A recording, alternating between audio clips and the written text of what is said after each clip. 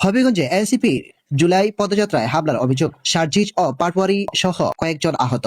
হবিগঞ্জে জাতীয় নাগরিক পার্টির এনসিপি জুলাই পদযাত্রা শেষে দলটির মুখ্য সমন্বয়ক নাসিরউদ্দিন পাটওয়ারি ও উত্তরাঞ্চলের মুখ্য সংগঠক সার্জিস আলম গাড়ি পরিবহনে হামলা ও ভাঙচুরের অভিযোগ উঠেছে। এনসিপির দাবি, স্থানীয় ছাত্রদল ও যুবদলের নেতাকর্মীরা এ হামলায় চালিয়েছে।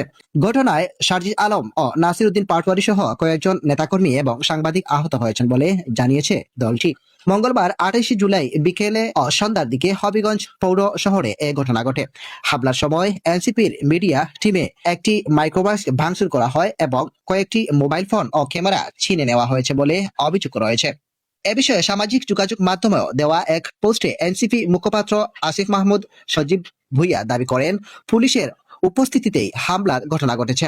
হামলাকারীরা মোবাইল ফোন ও ক্যামেরা ছিনিয়ে নেওয়ার পাশাপাশি এনসিপির মিডিয়া টিমের মাইক্রোবাস জেলা সার্কিট হাউসের ভিতরে দিয়ে ভাঙচুর করেছে। তিনি আরো দাবি করেন, রাষ্ট্রীয় প্রতিষ্ঠানের অভ্যর্থনে এ ধরনের হামলা রাজনৈতিক সহিংসতার একটি উদ্বেগজনক দৃষ্টান্ত। এনসিপির যুগ্ম সদস্য সচিব সালেহ উদ্দিন সিফাত বলেন, জুলাই পদযাত্রায় শেষে সার্কিট হাউসে ফেরার পথে নাসিরউদ্দিন পাটওয়ারি ও সার্জিস আলমের গাড়ি বহরে অতর্কিত হামলা চালানো হয়। এ সময় সাংবাদিক ও এনসিপি একাধিক নেতাকর্মী আহত হন। তিনি অভিযোগ করেন, গাড়ি বহরে সামনে থাকা এনসিপির মিডিয়া টিমের গাড়িটি প্রথম হামলার শিকার হয়। পরে মিডিয়া টিমের মাইক্রোবাসটিও জেলা সার্কিট হাউসের ভিতরে নিয়ে ভাঙচুর করা হয়।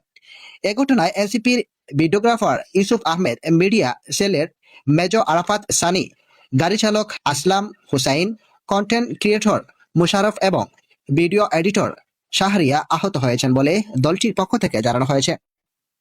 এনসিপির কন্টেন্ট ক্রিয়েটর মুশারফ অভিযোগ করেন, পদযাত্রা শেষে সার্কিট হাউসে ফেরার সময় সার্কিট হাউসের ভেতরে ছাত্রদল ও যুবদলের নেতাকর্মীরা হামলা চালান।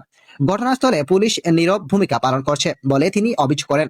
তার ভাষ্য অনুযায়ী, সমাবেশস্থল থেকে জেলা সার্কিট হাউসের দূরত্ব প্রায় 2 কিলোমিটার। ফেরার পথেই বিভিন্ন স্থানে গাড়িবহরে হামলা ও ভাঙচুর চালানো হয়। এনসিপির দাবি, হামলায় 2টি ক্যামেরা সেটআপ, একটি ল্যাপটপ, একটি ম্যাকবুক ও 2টি মোবাইল ফোন ক্ষতিগ্রস্ত হয়েছে। এছাড়া মিডিয়া টিমের ব্যাহত মাইক্রোবাসটিও ভাঙচুর করা হয়েছে। হবিগঞ্জ শহরে কোর্ট মসজিদের সামনে, সড়ক মুক্তিযোদ্ধা কমপ্লেক্সের সামনে এবং জেলা প্রশাসকের কার্যালয়ের সামনেও হামলা ভাঙচুরের ঘটনা ঘটেছে বলে অভিযোগ করা হয়েছে।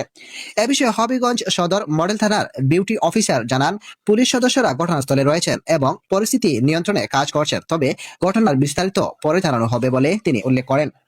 অন্যদিকে হামলার সঙ্গে ছাত্রদল বা যুবদলের নেতাকর্মীদের সম্পর্কিতার অভিযোগ অস্বীকার করেছেন হবিগঞ্জ জেলা যুবদলের আহ্বায়ক জালাল আহমেদ। তিনি বলেন, এনসিপির নেতাকর্মীদের উপর হামলার বিষয়টি সামাজিক যোগাযোগ মাধ্যমেও দেখেছেন, তবে এ ঘটনায় ছাত্রদল বা যুবদলের কেউ জড়িত নয়। হাসপাতালে নিয়ে যাওয়া হবে, হাসপাতালে নিয়ে